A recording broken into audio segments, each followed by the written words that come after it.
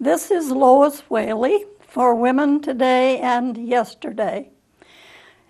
Our program today deals with women's birthdays and some death dates in the month of August. And August is important for women's history. Women's Equality Day is coming up on the 26th. Women's Equality Day is the day when in 1920 women were granted the right to vote. The procedure had gone through to change the Constitution to admit women to the suffrage voting, and August 26, 1920. It's just a couple of years now until the centennial of the women's right to vote. So let me mention this book, not actually a book, it's more of a newspaper called Winning the Vote, How Women Won the Vote, which celebrates the centennial of women's suffrage, but it came out this year, and they're sort of working forward, getting people to send for copies. The National Women's History Project were the people who put it together, and it does have included the women from many states who worked for suffrage, and some outstanding men who worked for women's suffrage also. So now to begin with some of the August birthdays. The 1st of August was the birthday in 1818 of Maria Mitchell. Maria Mitchell was an astronomer. And one of the interesting things is that women were pioneers, really, in the science of astronomy, in this country at least. And Maria Mitchell was premier among those, a woman who was born in 1818, so a 19th century person. And she worked at Harvard on astronomy during the 19th century. So she's considered a real pioneer for astronomy in this country. Maria Mitchell. August 2nd, we don't have a picture of her because Margery Kempe was born about 1373 in England, and she was noted for, this of course shows a statue of her, but she was noted in her time as writing the first autobiography, really, in English, in which she told about her pilgrimages. She went around Europe. She went to the Holy Land. This was, like I say, way back in the 14th century, Margery Kempe. We don't know the exact date, but she's been assigned August 2nd. In 1373. For August 3rd, we have Rebecca Cox Jackson. And she was an 18th century person, at least born toward the end of the 18th century, and very interested in religion. She had visions, they say, and dreams, and spoke about them and wrote about them, and was famous in her lifetime to actually be a preacher, you might say, which she began in her 30s. It mentions 1830 especially as time when she left home to begin preaching. On August 4th, Mary Rowlandson was born in England about 1635, but she went to the what was to become the United States. She went to New England, and she was captured by the Indians of New England and held by them for a number of months. I think she was really, they had sort of in mind to hold her for a ransom, and I guess eventually she did. She certainly was not held too long by the Indians, but after her captivity ended, she wrote an account. As you can tell, they have a page there, the title page of Mary Rowlandson's account of her time as an Indian captive in the 17th century. For the 5th of August, we have a woman who is definitely of our own day, although she's passed on now, of course. This is actually her death day, August 5th. She died at age 36 in 1962, and you'll recognize this beautiful woman, Marilyn Monroe, who was an actress in her day and certainly a very famous person. And she was only 36 when she died in 1962. She was raised in California and so on, and she made films. Probably, maybe her best known one was Some Like It Hot, which had Jack Lemmon in it as one of the two fellows who were really couldn't see enough of this Marilyn Monroe character in Some Like It Hot. And they dressed up as women to join a band in which she was the singer, a women's band. So they had to wear wigs and dresses and so on. And it's a very, very funny comedy. But there we see Marilyn Monroe, who died too young, only 36. For the 6th of August, we have Louella Parsons. That was a name that was very well known in my day when I was a young person. She was a journalist who specialized in Hollywood. So she wrote columns. She wrote a gossip column, essentially, you know, saying what was the latest with the Hollywood stars and people who were in entertainment didn't want to get on the bad side of Louella Parsons because she could sort of make or break a famous entertainment person in her columns. And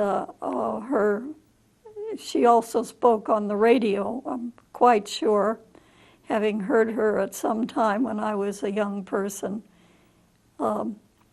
She was born in 1881 on August 6th and died in California in 1972. So she lived a long life and was, at least in the middle years of her life, a very famous journalist, Louella Parsons. For August 7th, we have Elizabeth Gurley Flynn. Elizabeth Gurley Flynn was a well-known activist, a woman who was a socialist, an anarchist.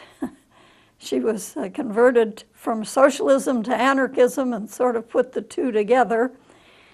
And she was born in 1890, so she was essentially a woman of the early 20th century, Elizabeth Gurley Flynn. was apparently quite a captivating speaker.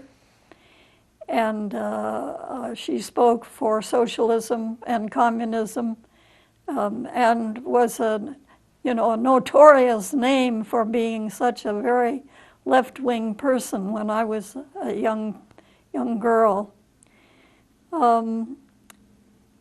She was also associated with the American Civil Liberties Union. She was on their board for many years, but after she became a communist, and communism was not in very much favor at all, of course, in the United States in the 40s and 50s. She was asked to resign from the ACLU board, but she didn't want to do it. And so they just expelled her. But then later on, they reinstated her membership, feeling that maybe they had acted a little too soon. However, it says that she actually died in Moscow. She was there on a visit, I believe, Elizabeth Gurley Flynn. And that would have been in the year 1964. Here we have a picture of Elizabeth Gurley Flynn in her prime pose, I guess you might say, as a person who was a speaker worldwide, nationwide, and so on, for socialism, later for communism. This is Elizabeth Gurley Flynn.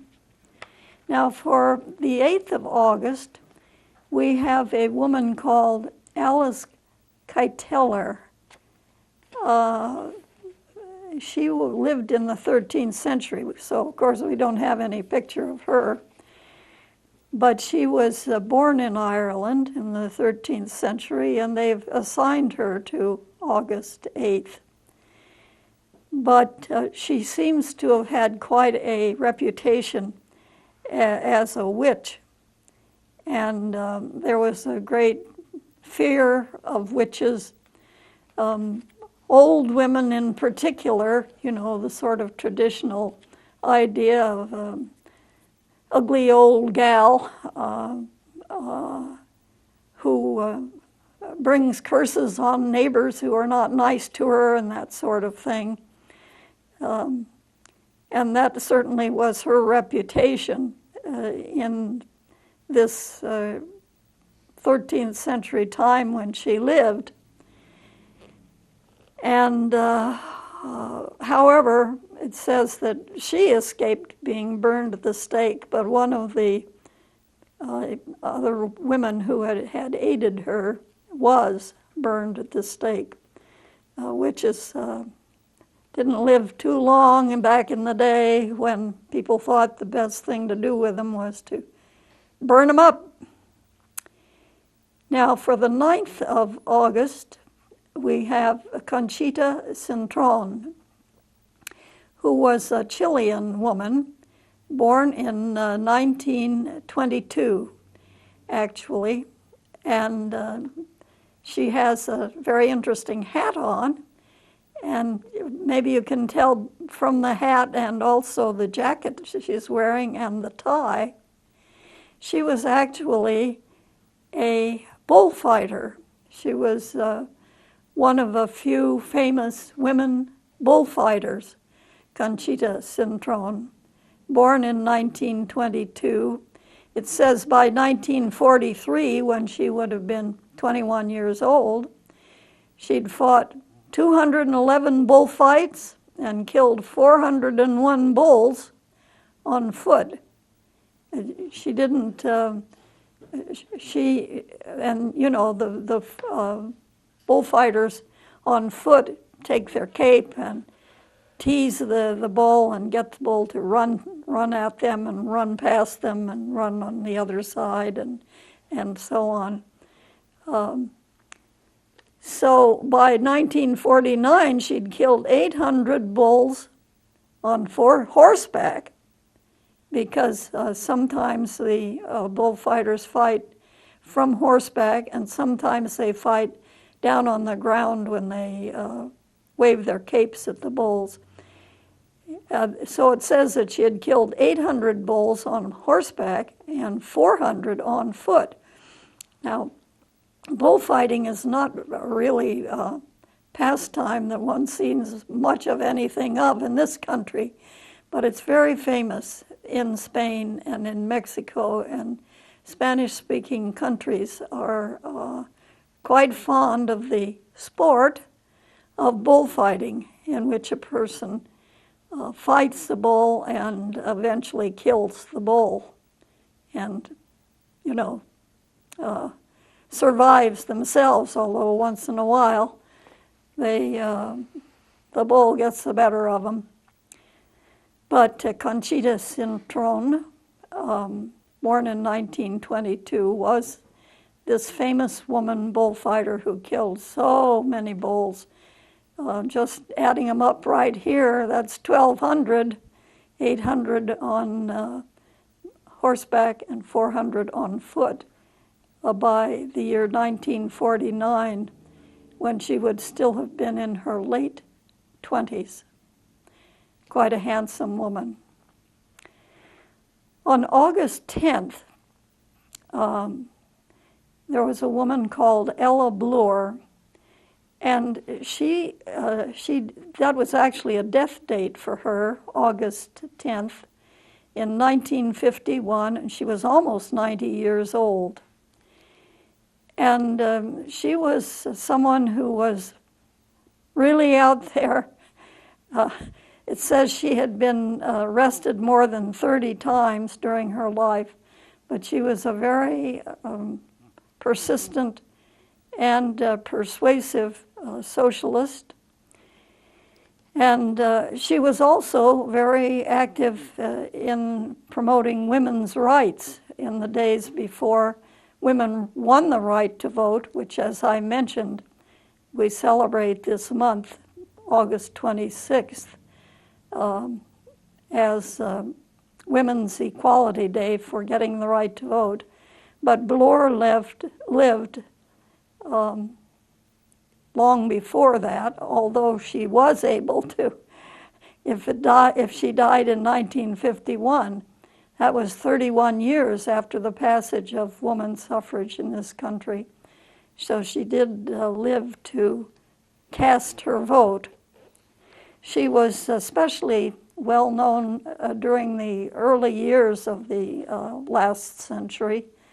It says that she was a good friend of Upton Sinclair, who wrote muckraking stories, about the bad things that were being done by corporations and the evil things that were being done before there was good laws that protected clean food and that sort of thing. Upton Sinclair had written this book called The Jungle about the meatpacking industry in Chicago, which was apparently really pretty nasty before regulations moved in to correct things. But Bloor was definitely an activist in her lifetime. And that was, as I mentioned, a death day, because she was almost 90 in 1951. For the 11th of August, we have Lavinia Fontana.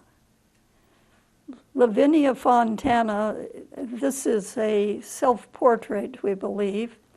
She was a famous artist, and she was the daughter of an artist, but it is said that she was more popular in her lifetime than her father had been in his, actually. She was considered a better artist, actually. But she did many portraits, especially she did portraits of women. And it's interesting that apparently she got a number of men interested, noblemen interested in her, who proposed marriage. And she turned them all down. She was not a noble woman, you know, in the royalty or associated with royalties or dukes or sirs or lords or whatever. And so she felt that she should not marry outside her own class, which is an interesting way.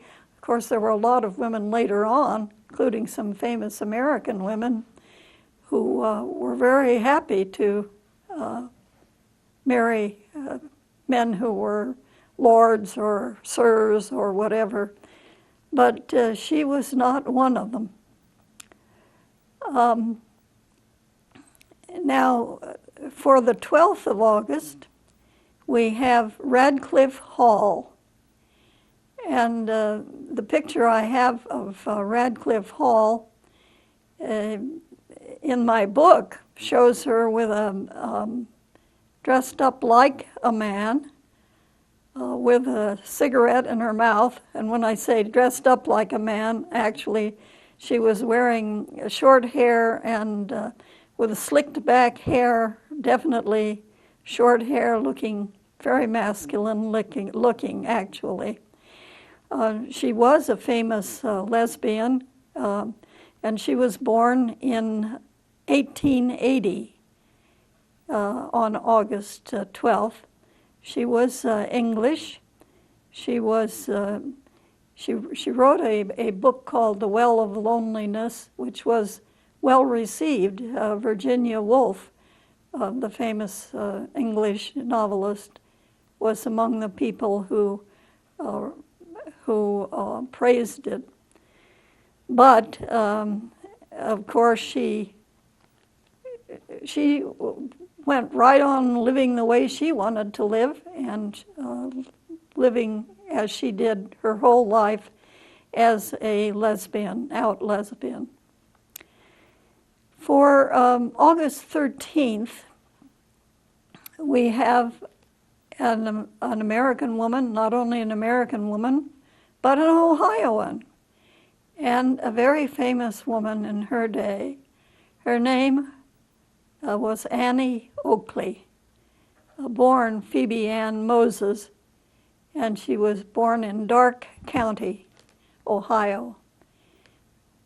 This appears to be, well, it's a little unclear. I think I'm not too sure whether it's actually a photograph or a portrait, but you know, in oils. But if it's in oils, it's kind of interesting that it's just in browns, basically. But it shows her with her gun. And she was the oldest member of a family with which the parents died young.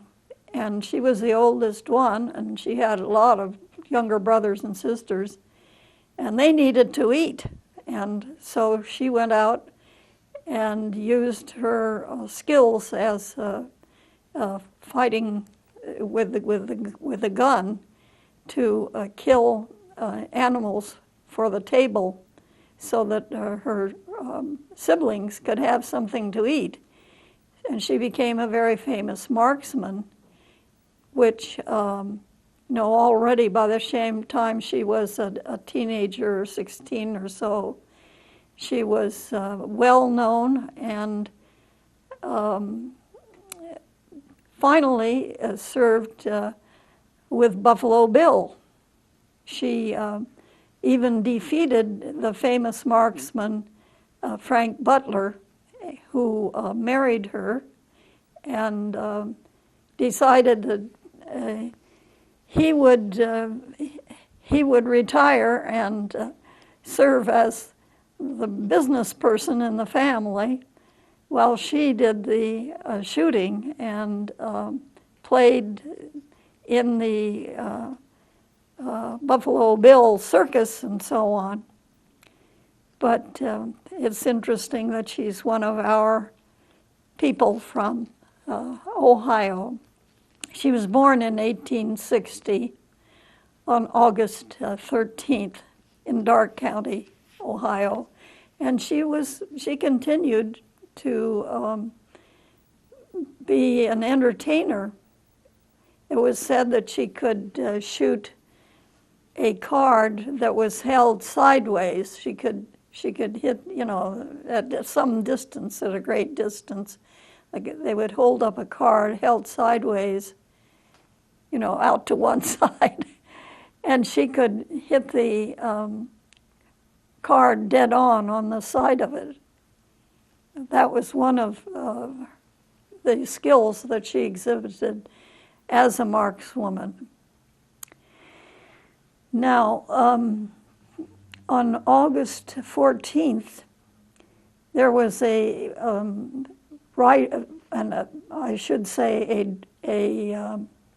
artist. She had a very good talent for drawing, and she was a French woman named Adelaide Labille Guiard.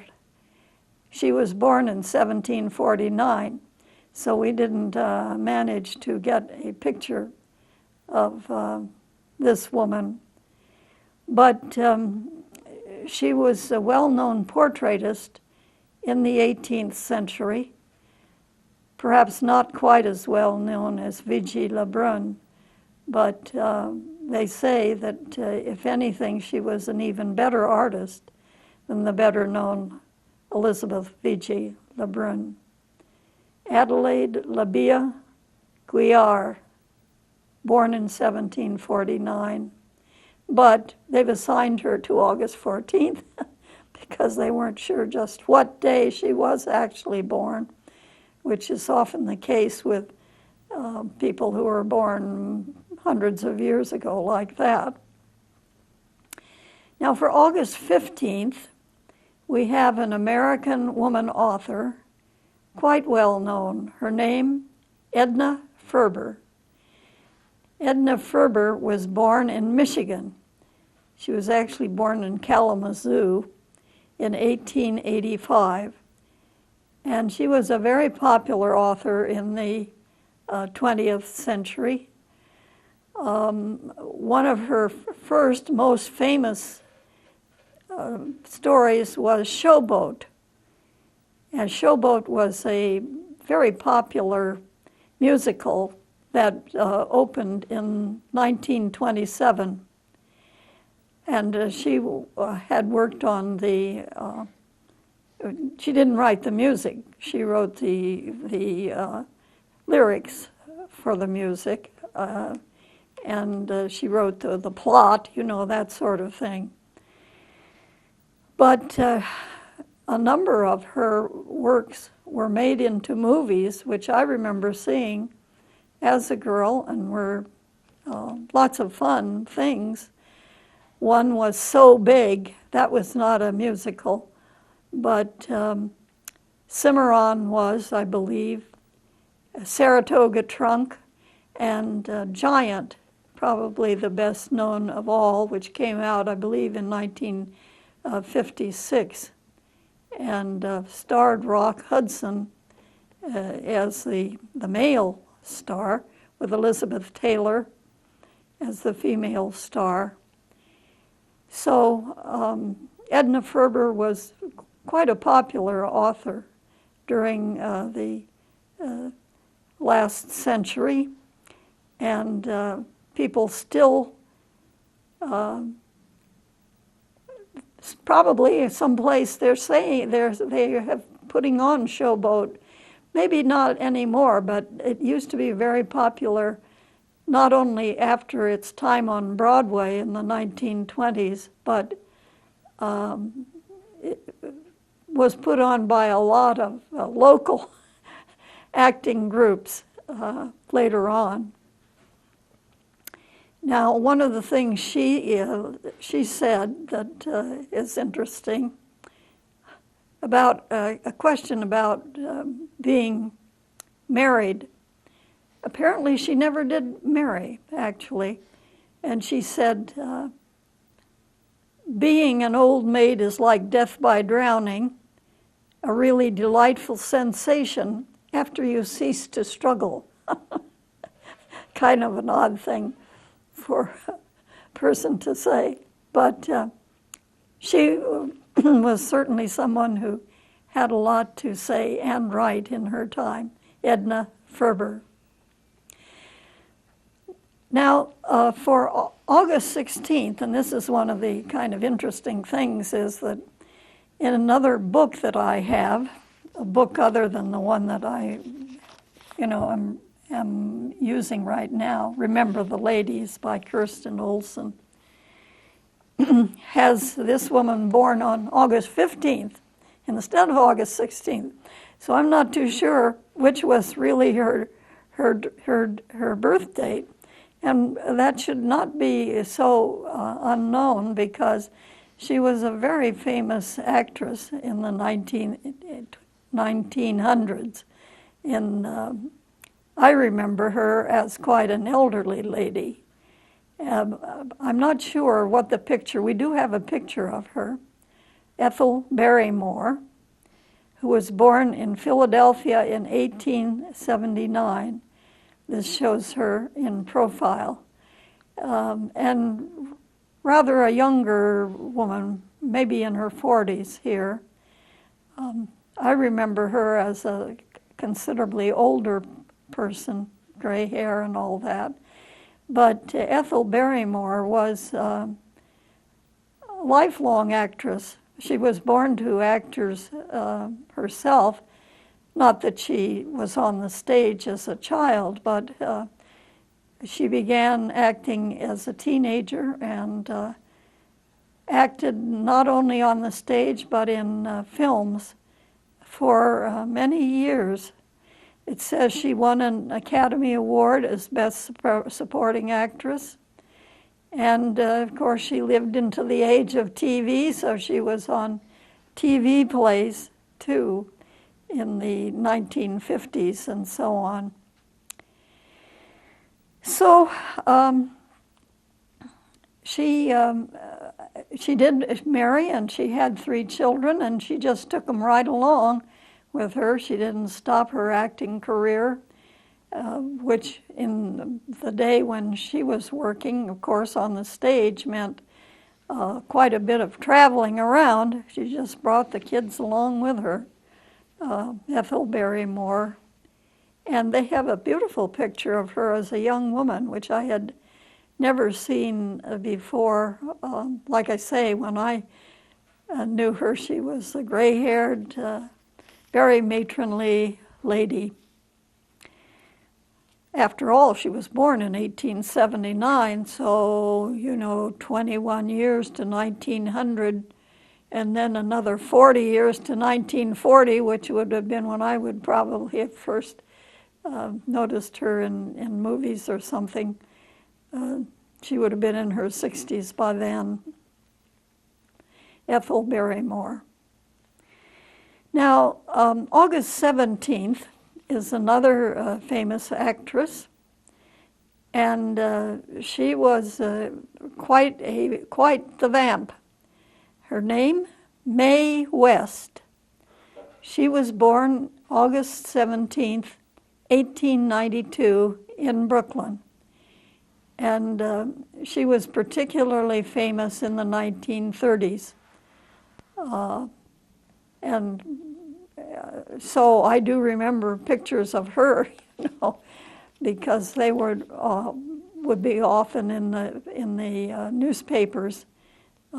Of Mae West, even in the 40s, when she would have been, about 50, she was a well-known vamp, indeed, and she had some quotable things to say. Here are a couple. Too much of a good thing can be wonderful. How about, between 2 evils, I always choose the one I have never tried before. Or how about, When women go wrong, men go right after them. Or, I'm a girl who lost her reputation and never missed it. Or, I used to be Snow White, but I drifted. Mae West. She had some memorable things to say, as well as being a memorable person to look at. On August 16th, a woman was born in the year 1900 in India. Her birth name, Vijaya Lakshmi Nehru. And she was often called Madam Pandit. She was associated with Nehru, who of course became well, when I say of course because I remember the 1950s quite well. She became associated with the United Nations, and her father, Nehru, was also very much associated with the United Nations, and he was the Prime Minister of India after India gained its independence, along with Gandhi. Nehru was one of the, her father was one of the people who worked continually in the 1920s and 30s and 40s for Indian independence, which was granted in the late 1940s. She became the first woman to serve as president of the United Nations General Assembly.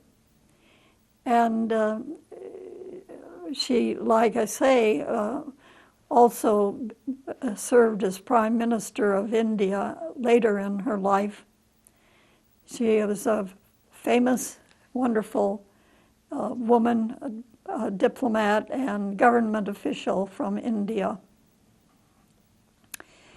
Well, for August 19th, we have two women here whose names won't be known. It says they died in Paris in 1391.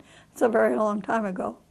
But they were famous witches.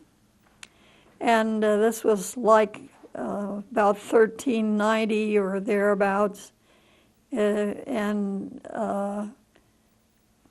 they went on trial and were eventually burned as witches in 1391. Johanna de Brigue and Massette de Ruy, it says, and they died in Paris in 1391. But they were accused of bewitching people and cursing people, and they had to go. Like I say, they were, that was something that happened a lot, unfortunately, especially to older women. Back in the day, I guess the height of the craze about witchcraft was maybe 1500s, 1600s. But there are still people today who think that there are witches. On August 20th, that's a death date of Anne Hutchinson. And we have a picture of her. She was born in England, but moved to the colonies, the American colonies, and in the 1630s. And she did something that women weren't really supposed to do in that day. She had a call for giving sermons and speaking about religion publicly, so forth. Anne Hutchinson. So in Massachusetts, she was actually tried, for speaking out, which women weren't supposed to do. and weren't supposed to be ministers and so forth, but she had been teaching like Sunday schools and women's groups that studied the Bible and that kind of thing, and she became quite popular, and in fact enough so that some of the ministers began to be kind of jealous and upset that she was so popular. So she was tried for heresy in 1637 in Boston and convicted and banished from Massachusetts. She moved to Rhode Island with her family. She had a family, a number of children, and so on. And so she moved to Rhode Island, where she continued to live for a number of years. But after her husband's death, she moved to New York, the state of New York, and it's there that she was killed by Indians. It says she died at 52 in Pelham Bay, New York, in 1643. And so it mentions that she was massacred by Indians. And of course, the people who thought that she never should have spoken out about religion or attempted to be a religious leader said, well, God took good care of her, but who knows, maybe it was more the devil.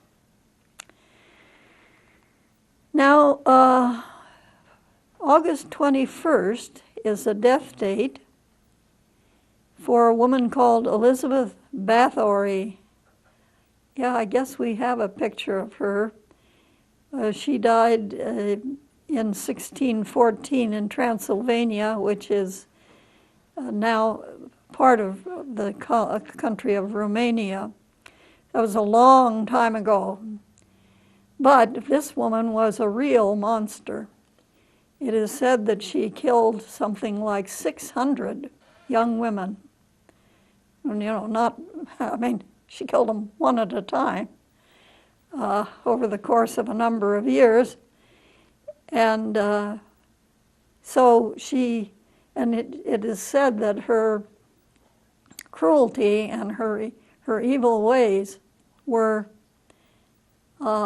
influential to Bram Stoker when he wrote the horror story of Dracula. And this, of course, was a woman. Not Dracula was a man, a male vampire type of thing. But it seems hard to believe that she could have been responsible for the death of 600 young female peasants, or maybe they weren't all young, but they were all females, and she got rid of them. And she died in 1614. Now for August 22nd, we have a quite different woman, thank goodness, Dorothy Parker. Dorothy Parker was born in 1893 on August 22nd in New Jersey.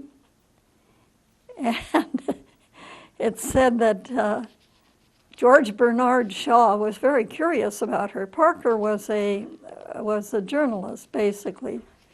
She was a writer.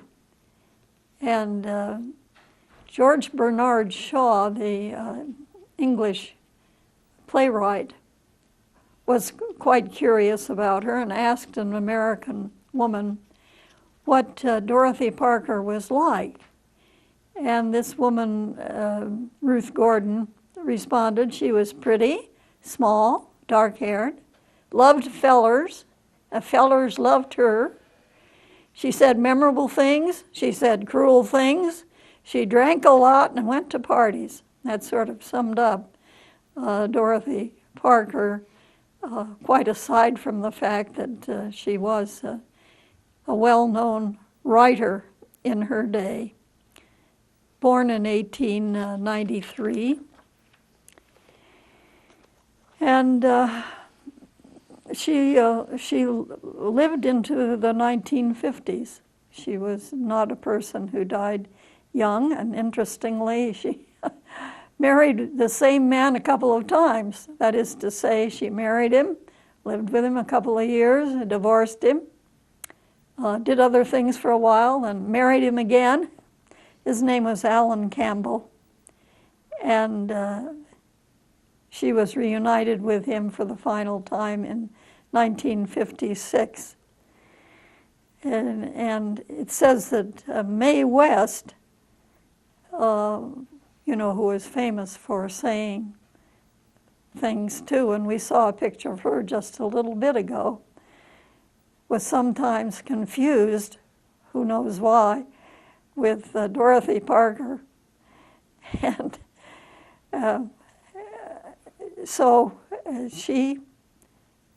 they were both of them very lively young women and older women in the early days of the last century.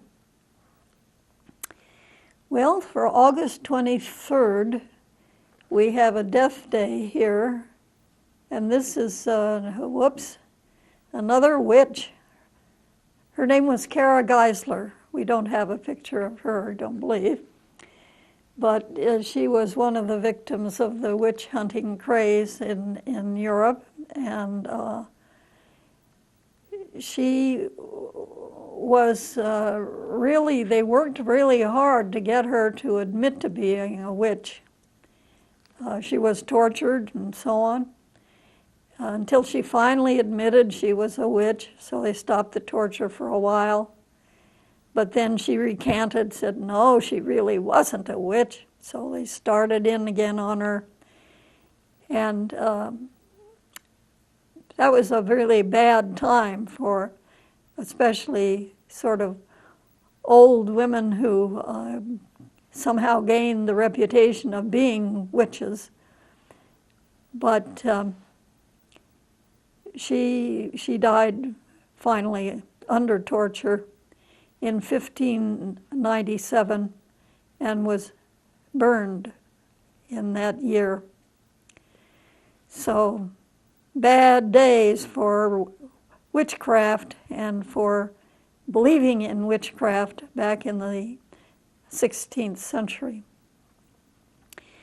August 24th is the birth date of a woman called Bashua Macon, Bashua Pell Macon, an English woman, born in 1608.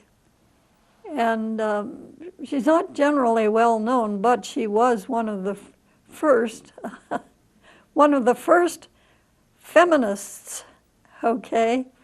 And she was one of those young girls who had received an unusual classic education, learning Latin, Greek, French, Hebrew, and Italian, and was even hired as a tutor by King Charles I of England to tutor his daughters.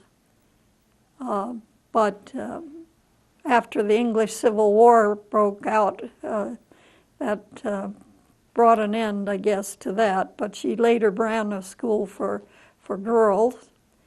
And they were taught both things that girls were expected to know, dancing, music, singing, writing, that sort of thing, sewing, embroidery. But they were also taught the more traditional male things, and Latin, German, French, Hebrew, Italian, Spanish, philosophy, and so on. So she, in her school, she taught not only the more traditional woman things like music, but also classical languages. And she was an education reformer. I mean, she wrote about this. She said, girls should have better educations. And she was a big proponent of education for young women. So it says that she wrote a book called An Essay to Revive the Ancient Education of Gentlewomen in Religion, Manners, Arts, and Tongues, i.e. languages. And she also wrote in that same book why that was a good idea and that the people who opposed it were wrong. Well, August 25th is the birth date of Althea Gibson. Althea Gibson, this shows her in action. You can see in her right hand, if you notice right down there on her right hand, she's got a tennis racket. Althea Gibson was a famous tennis player, born in South Carolina in 1927. And when she was in 1940, she was only early teenager, a 13-year-old. She began playing tennis and became a very well-known amateur tennis player and later a professional tennis player. So she was the first black player to play in the American Lawn Tennis Association Championships, which up to that time had been whites only. And in 1951, she became the first black American to play at Wimbledon in England, which is a famous place for tennis matches in England. So she won singles titles and doubles titles as well. But she also played professional golf. Now there's an interesting thing. She was not only a tennis player, but she was also a good enough golf player to be a professional in golf. Althea Gibson. For August 26th, we have Elizabeth Chudley, often described as an adventuress. And she really was. She did a lot of traveling. She was a royal lady in waiting. And you see her this time. She died in 1788, actually on August 26, 1788, at age 68. So she was born in 1720 in Paris. And she, it says that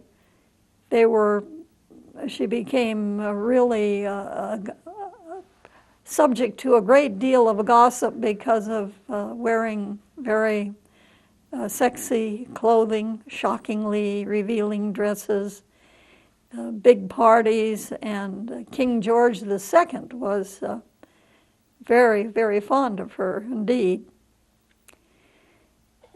So anyway, she eventually inherited, actually, a countessship. She became Countess of Bristol.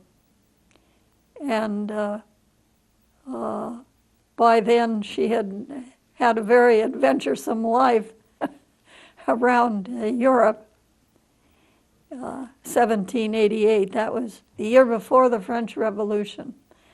Things were still very big in royalty in France in those days, with Marie Antoinette and her husband in charge in 1788, before the Revolution.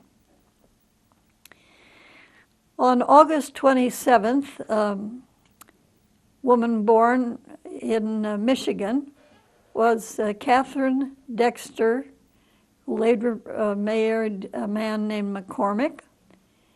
And she was a philanthropist, but she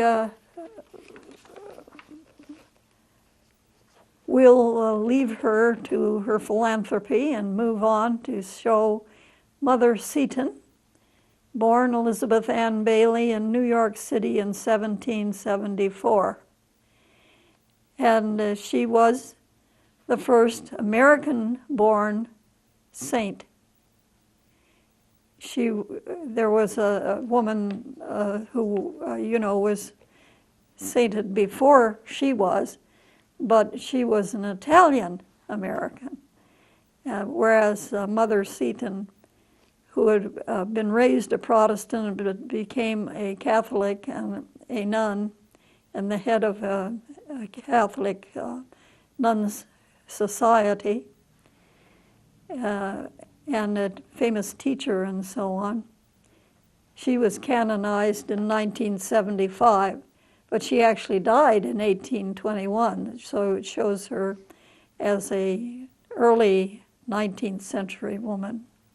The 29th, Ingrid Bergman, the most beautiful, beautiful woman, and actress, born in Sweden, of course. She was popular for Casablanca, For Whom the Bell Tolls, Gaslight, for which she received her first Oscar, and she also played Joan of Arc. And then she was notorious for a while because of